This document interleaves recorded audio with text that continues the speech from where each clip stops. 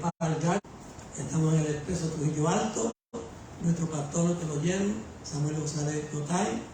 Así que vamos a comenzar. El título de la lección es El fruto de la vida del ser humano. Esta es la clase número 3 en el leccionario.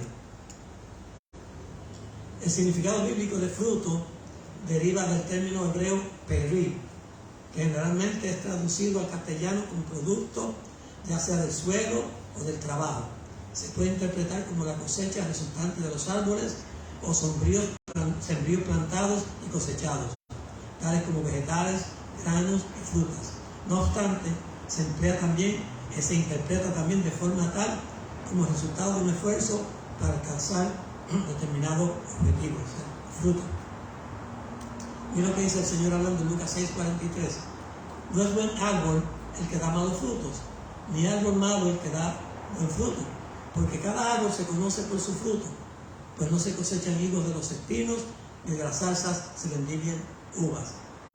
La misma versículo en palabra de Dios para todos. Un árbol bueno no da fruto malo, tampoco un árbol malo puede dar fruto bueno. El árbol se conoce por su fruto. No se recogen higos de espinos, tampoco se cosechan uvas de las zarzas. El pueblo de Israel era un pueblo eminentemente agrícola, por eso la clase de los frutos.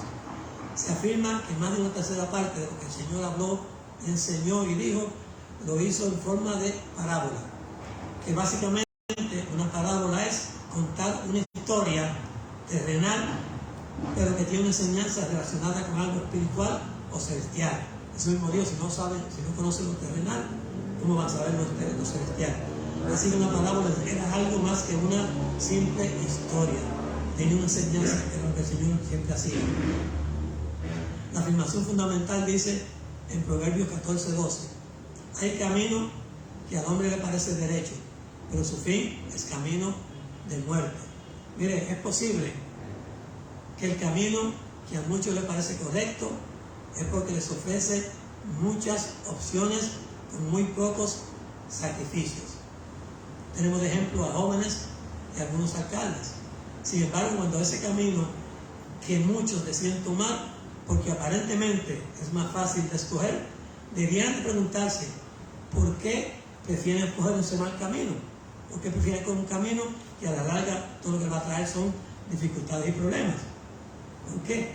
Pues mire, tal vez porque la opción correcta, hacer lo bueno, o el cambio correcto, el camino correcto, por lo general requiere de mucho arduo trabajo y sacrificio.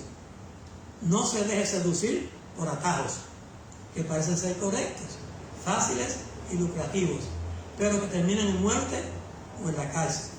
Todos los días vemos en las noticias la matanza, especialmente entre los jóvenes, y en la gran mayoría de los casos relacionados con el narcotráfico. Y los alcaldes al final se dan cuenta de su error de escoger o haber escogido el mal camino. Versículo para meditar, Gálatas 6:7. No os engañéis, Dios no puede ser burlado, pues todo lo que el hombre sembrare, eso también segará. Pablo está usando aquí un principio agrícola, recuerden que hablamos al principio, que puede ser aplicado metafóricamente al campo de lo moral y de lo espiritual, y que tiene validez universalmente hablando. Miren, si alguien siembra semilla de maíz, es verdaderamente un gran milagro que coseche calabazas. Hay una ley en la naturaleza que dice y enseña que cada quien cosecha lo mismo que sembró. O sea que cada acción, buena o mala, que usted haga, va a tener sus consecuencias buenas o malas. Por ejemplo, si siembra egoísmo, lo más seguro es que coseche soledad, aflicción y maldad. Pero si siembra servicio a Dios y todo lo que eso conlleva, entonces cosechará alegría y vida eterna. La epístola que Pablo le está escribiendo a los Gálatas fue enviada a un grupo de creyentes que estaban esparcidos en un área rural. Hemos mencionado lo que dije del campo y lo agrícola, en donde la mayoría de ellos eran obreros del campo, eran agricultores. Así que para que Pablo pudiera comunicarse con ellos efectivamente, Pablo usa un lenguaje y unas metáforas que eran bien apropiadas y bien conocidas para los Gálatas, los que vivían en Galacia, una porción de tierra que pertenecía a Roma. Había 4 cosas con las que ellos, estos Gálatas, agricultores, estaban bastante familiarizados: llevar fruto, uno de ellos, llevar las cargas, llevar las semillas y llevar las marcas. ¿Por qué llevar las marcas? Porque a causa de que muchos de los obreros del campo eran esclavos, llevaban la marca de su propietario. Mire, se dice que en Roma, en el Imperio Romano, sea verdad o no, se dice que había más esclavos que romanos. Veamos cómo Pablo usa estos factores para explicar la verdadera libertad en el espíritu, que es el tema de la lección. En primer lugar, llevar fruto. Pablo dice en Gálatas 5:22, mas el fruto del espíritu es amor, gozo, paz, paciencia, benignidad, bondad, fe, mansedumbre, templanza. Y dice Pablo, contra tales cosas no hay ley. O sea, si usted hace lo bueno, la ley lo da quieto. El fruto del Espíritu y la obra del Espíritu Santo es lo que produce en nosotros, los creyentes, las características que reflejan la naturaleza de Jesús. No podemos obtener esas características sin la ayuda del Espíritu Santo. Así como Dios dio la ley, porque mire, la ley viene de Dios.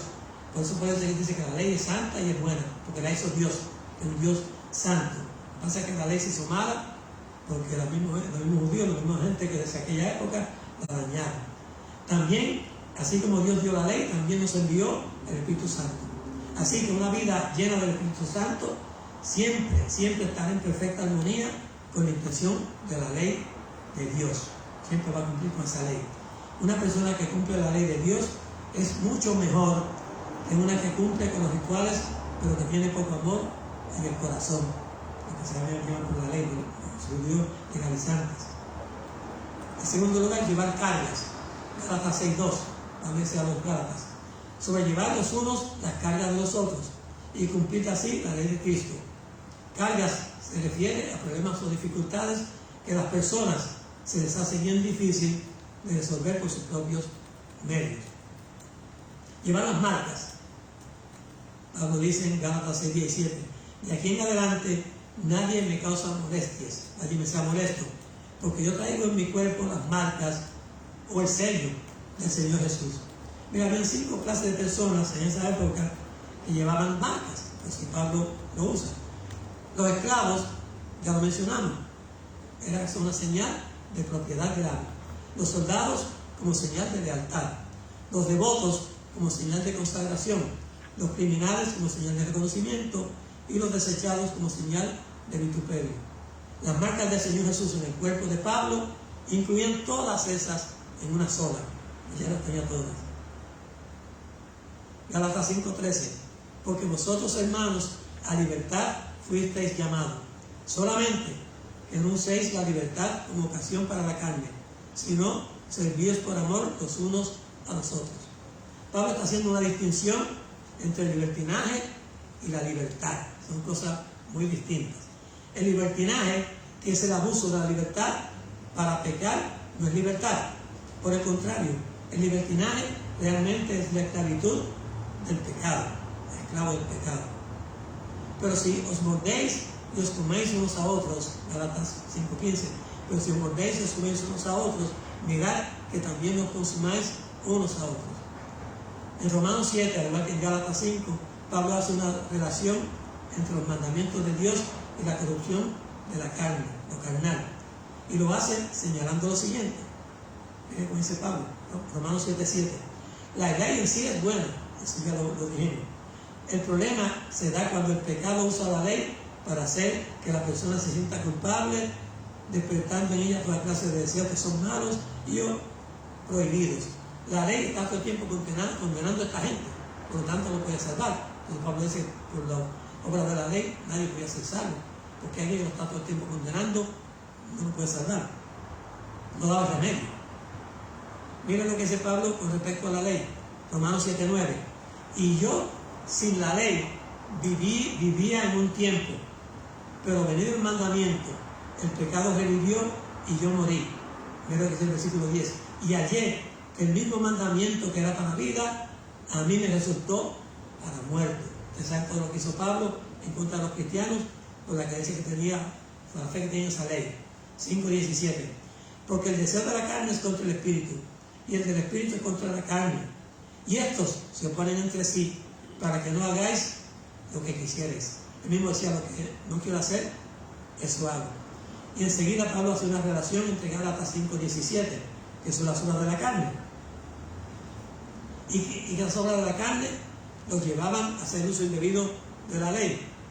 Estamos hablando de fornicación, que son pecados sexuales entre personas casadas, fornicación, que son pecados sexuales entre personas no casadas, inmundicia, que es impurezas, lascivia, sensualidad, idolatría, adoración de ídolos e imágenes, hechicería, que viene del griego farmakeia, que viene de la palabra farmacia, puede referirse a hechizos también, enemistades, odios, pleitos, desavenencias, celos, rivalidad y envidia, iras, cólera y rabia, contiendas, disputas, disensiones, divisiones, herejías, sectas, envidias, codicias, ambiciones, homicidios, matar a alguien ilegalmente, el Estado también mata, pero no hace legalmente, borracheras, el efecto del alcohol, orgías con desenfreno total.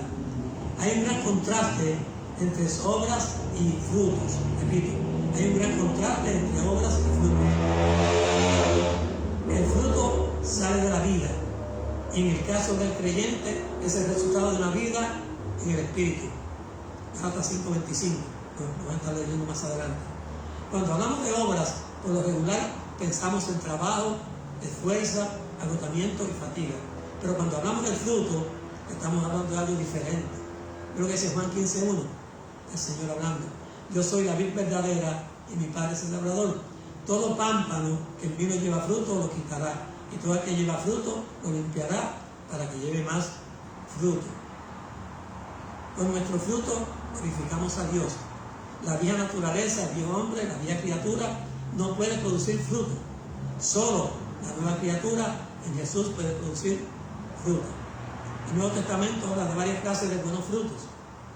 Almas ganadas para Jesús, en Romanos 1:13, una vida en santidad, Romanos 15:26-28, buenas obras, Colosenses 1:10, y ofrecimiento de alabanzas, Hebreos 13:15.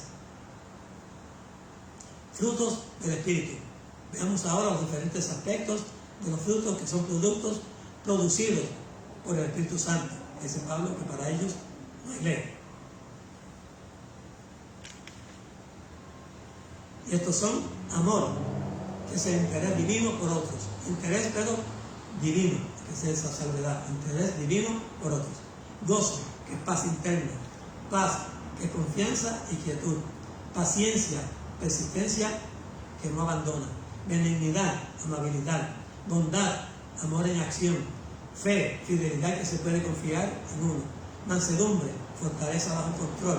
Templanza, dominio propio. Vamos a ver ahora la libertad cristiana y el deber del creyente. Vamos a estar aquí en Gálatas completamente.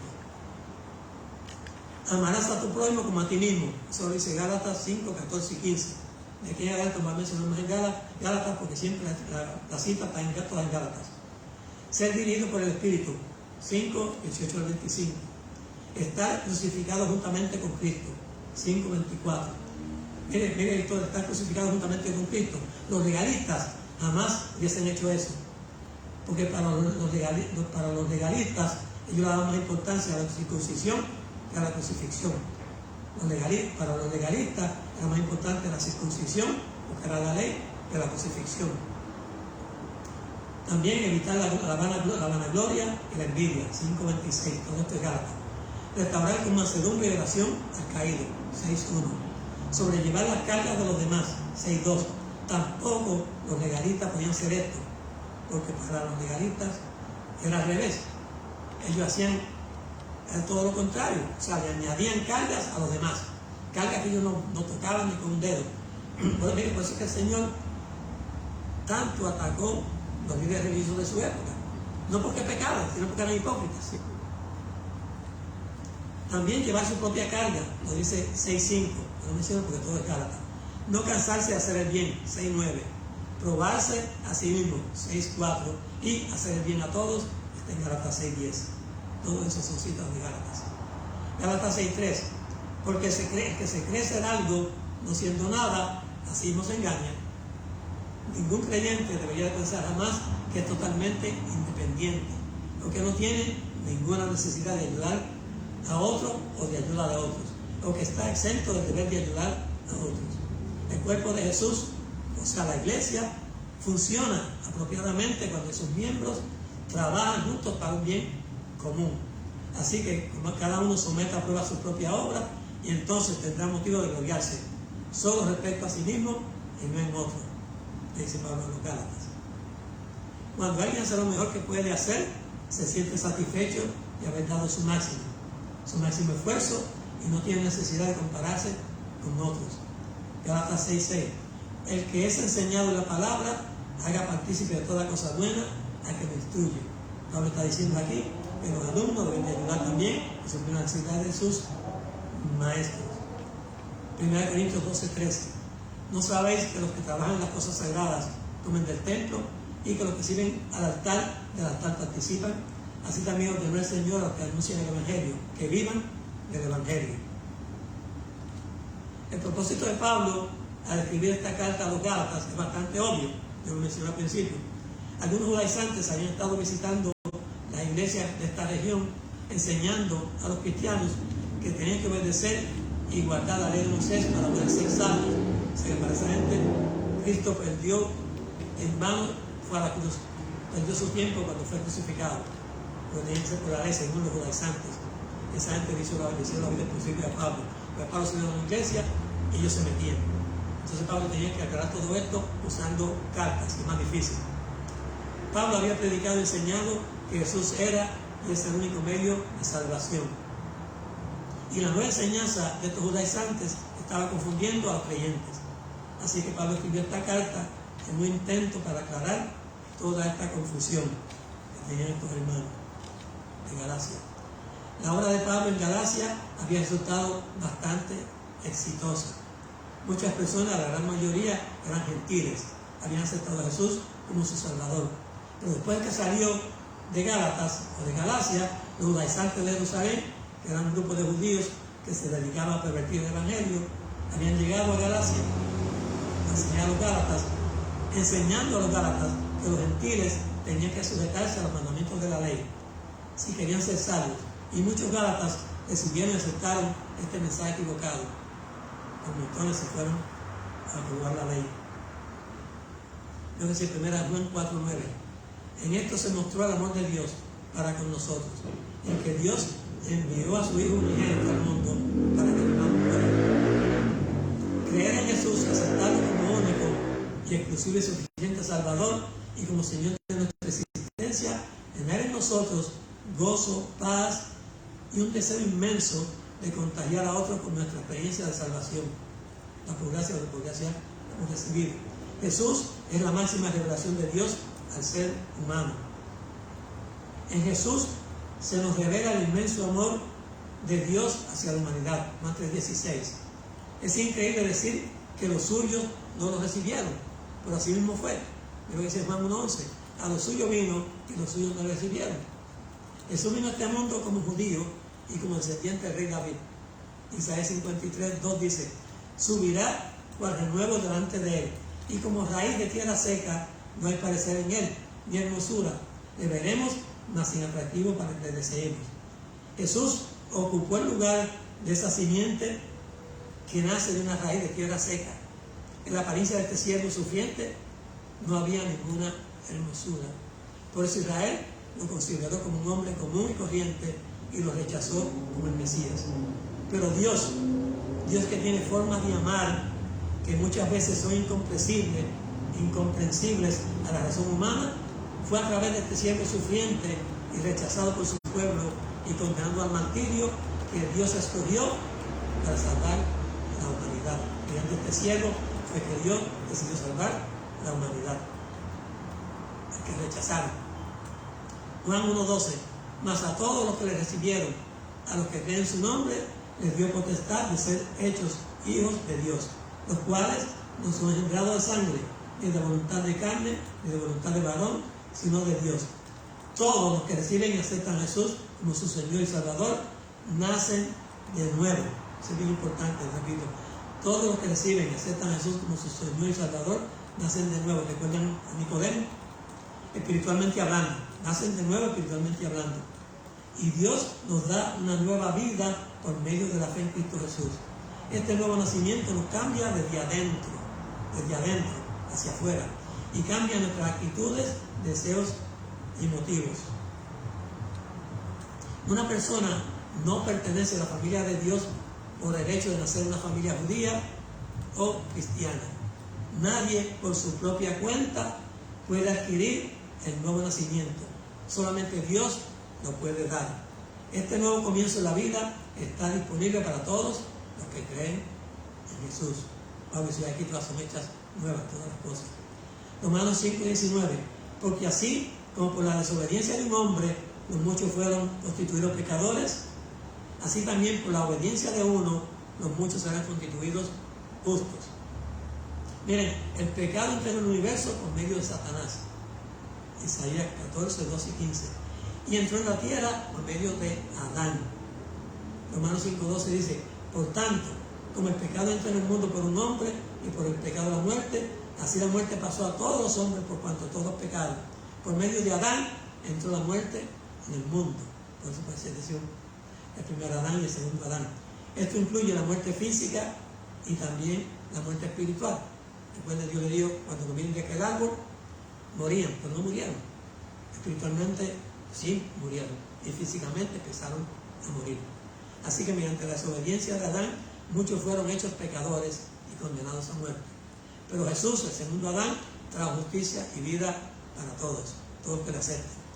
Nos trajo también el don gratuito y abundante de la gracia. Abundante tiene que ver con plenitud. Y esta palabra plenitud es la traducción del griego, pleroma, que tiene tres significados. Significa lo que llena, lo que está lleno y lo que cumple o completa. Romanos 5:15. Pero el don no fue como la transgresión, porque si por la transgresión de aquel uno murieron los muchos, abundaron mucho más para los muchos la gracia, y el don de Dios por la gracia de un hombre, o sea, Jesús, que es Jesucristo. El 17. Pues si por la transgresión de uno solo llegó la muerte, mucho más reinarán en vida por uno solo, Jesucristo. Los que reciben la abundancia de la gracia y el don de la justicia. Abundante, claro. Pero la ley se introdujo para que el pecado abundase. Mas cuando el pecado abundó, sobreabundó la gracia. Todo esto quiere decir, y podemos llegar a la conclusión, de que el pecador arrepentido recibe muchísimo más en Jesucristo que lo que había perdido en Adán. Repito esto. Todo esto quiere decir, y podemos llegar a la conclusión, de que el pecador arrepentido recibe muchísimo más en Jesucristo que lo que había perdido en Adán. La palabra pecado viene del griego amartía, que significa errar en blanco. O sea, está yendo para cualquier sitio, pero está dando en blanco, así es el pecador. O sea, que el pecado es cualquier actitud o acto del hombre que no da gloria a Dios, que no da en el blanco. O sea, que el pecado cubre tanto la incapacidad humana de hacer lo bueno como la inclinación a hacer lo malo. No puede hacer lo bueno, pero hace lo malo. Pegar por aquello que sabiendo hacer lo bueno no lo hace. Así que no soy pecador porque peco, sino que peco porque soy pecador. Repito eso. Así que no soy pecador porque peco, sino que peco porque soy pecador. Ese pecado original de Adán se nos imputa a todos los humanos. Por eso vino Jesús y murió al Calvario por nosotros. Y el fruto del Espíritu Santo y sus significados. Estamos terminando ya. Caridad. La caridad puede ser claramente el sinónimo de amor, entendiendo que sin amor nada somos. Y cuando tenemos a Dios en nuestros corazones, las manifestaciones de Dios en la tierra es el amor que Él pone en los seres humanos para ser expresado. Gozo. El gozo es la alegría o el entusiasmo que se experimenta normalmente fruto de tener a Dios en nuestras vidas y sentirnos amados y bendecidos por Él. Paz. La paz es la que Dios nos da para que nada nos turbe en medio de situaciones difíciles. Nos mantiene tranquilos en medio de las tribulaciones y recordándonos siempre que Él nos cargó con todas nuestras preocupaciones al morir en la cruz del Calvario. Paciencia. La paciencia es la capacidad que tiene el Espíritu. La paciencia es la capacidad que el Espíritu nos da para afrontar situaciones difíciles de la vida, manteniéndonos firmes en la fe. Longanimidad es la fuerza y la perseverancia que Dios nos da para mantenernos en un trabajo y poder terminar lo que empezamos, sin decaer y dejar las cosas sin terminar. Bondad es el sentimiento de empatía, el sentimiento de empatía con el prójimo, que nos permite ayudar desinteresadamente a las personas que más lo necesiten, tanto física como espiritualmente. Benignidad. La benignidad es la ternura que Dios nos muestra como Padre cariñoso a sus hijos, y se la muestra y se la manifiesta también a sus hijos para que sea multiplicada en el mundo. Mansedumbre. La mansedumbre es el antónimo, lo contrario de la ira y el enojo. Nos mantiene calmados ante cualquier situación de injusticia y de ataque hacia nosotros, o alguien que amemos buscando la manera de provocarnos. Es la capacidad de tener la cordura en medio de situaciones desesperantes y difíciles. Fe. La fe nos mantiene en pie y nos ayuda a seguir caminando aunque no tengamos fuerza de seguir adelante. Es la confianza que tenemos en las promesas divinas que recibimos de Dios Padre. También la fe se contagia, también con la fe se contagia a las personas que tienen poca fe y les cuesta confiar. La Biblia dice que si tuviera fe como un grano de mostaza, puedes ver cosas imposibles, hacerse posible delante de tus ojos por la palabra de Dios. También dice que sin fe es imposible agradar a Dios. Modestia. La modestia nos ayuda a vernos bien delante de las demás personas y poder caer en gracia delante de Dios. Y los hombres dejando el orgullo a un lado. Continencia es la posibilidad de mantenernos alerta y abstenernos de hacer cosas inapropiadas que a Dios no le agradan y que entristecen al Espíritu Santo que habita en nosotros. Castidad, estamos terminando, esta es la última laminilla. Castidad, este fruto del Espíritu se trata de vivir en libertad, sin necesidad de reprimir ningún deseo de la carne, sino que por amor decidimos mantenernos en santidad espiritual y físicamente. ¿Sí? Espero que esta clase le haya ayudado. Hemos visto aquí Pablo, y Pablo sabe lo que está escribiendo, porque ustedes saben cómo fue Pablo, todo lo que hizo Pablo, porque creía firmemente en la ley. Él creía que el cristianismo era una amenaza grandísima para la ley, y por eso atacaba a esta persona como la atacaba. ¿Cuántos hijos sin padre dejó Pablo?